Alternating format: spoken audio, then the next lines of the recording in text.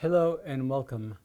My name is Biagio Mazza, Pastoral Associate at St. Sabina Parish in Belton, Missouri, and I'm here to welcome you to another Do You Know series question.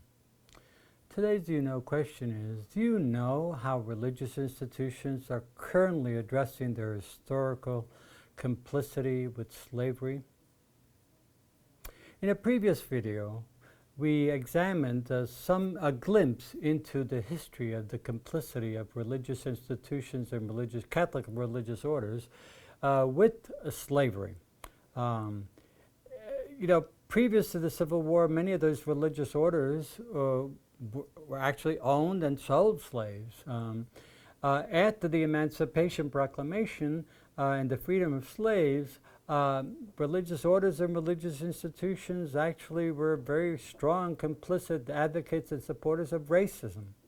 So it's a very negative history with regards to religious institutions and the complicity with slavery and racism. Today, and by the way, it's really interesting, this history is very little known simply because these stories and this history has been written out of Catholic history books, as well as Black Catholics themselves have not been mentioned or written out of Catholic history books as well. So much so that Black Catholics for decades have been pushing for a recognition and that their story be told.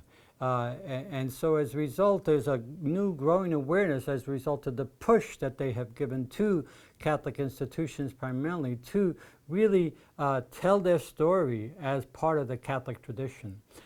Just to give you a couple of examples, in 2019, Pope Francis declared the first U.S. Catholic, Black Catholic priest, Augustus Tolton, to be venerable, a first step on the way to canonization.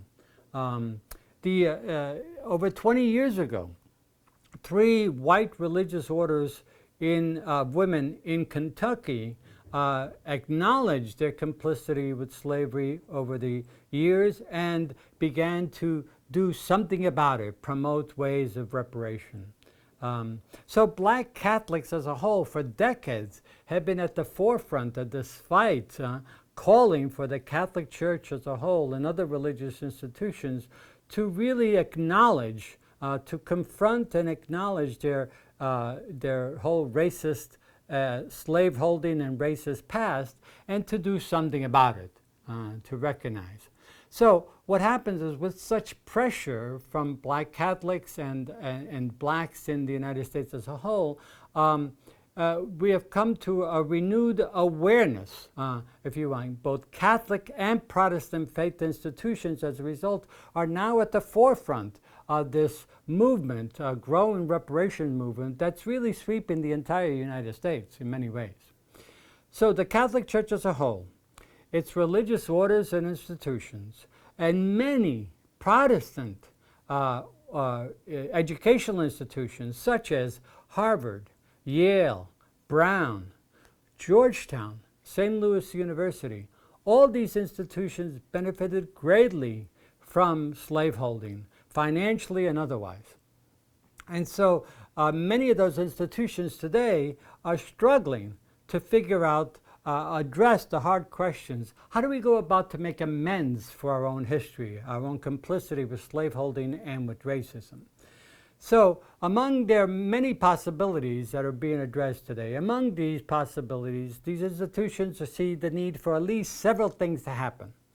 The first thing that many are attempting to do is to track down descendants of the slaves that they held and apologize for the abuse and the financial benefits that they gained from having slaves. Secondly, to really begin to create memorials of some sort, either in their institutions or across the board, to the slaves that they held in slaveholding times. And then thirdly, to really provide scholarships, financial aid, and other sort of reparations to those descendants in order to, so that they could benefit from the current current movement for reparations. And so many of these institutions are doing a variety of things. And what we would like to do in our next video is to actually give you modern examples, and we're talking about the past 2, 3, 4 years, modern examples of how religious institutions across the board, especially Catholic institutions like the Jesuits, the great initiatives that they're taking to address these issues head on and to really acknowledge their complicity with the slaveholding and racism, and to do something active about it that will benefit the descendants. So I hope you will come back again to really explore further some modern examples of how to address these very hard questions of how to make amends. And I hope this particular video has helped you to explore what the real issues are as well. So I hope to see you again at our next Do You Know video regarding the modern examples of what religious institutions are doing to make amends for their complicity with slaveholding and racism. Thank you very much.